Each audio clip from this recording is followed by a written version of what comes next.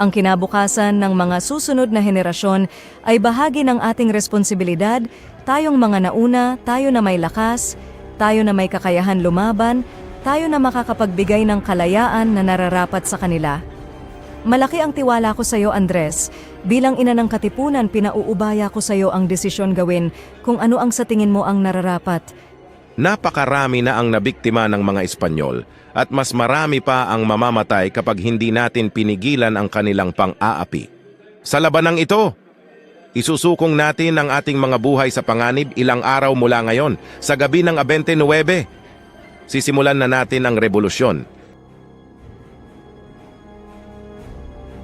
Ilabas ninyo ang inyong mga sedula.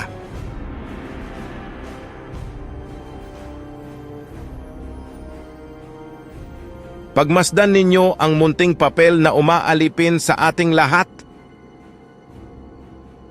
Katipunan, kailangan na natin wakasan ang ilang daang taong pananakop ng Espanya. Kulang man tayo sa sandata, mas malakas man ang baril at ang kanyon ng mga Kastila. Lalaban tayo hanggang sa huling hininga. Hindi tayo magpapaluping, tayo ang magtatagumpay. Dahil tayo ang anak ng bayan, tayo ang nagmamayari ng lupang ito. Sa atin ang bayang ito, punitin ang mga sedula nyo. Mabuhay ang Katipunan. Mabuhay ang revolusyon. Mabuhay!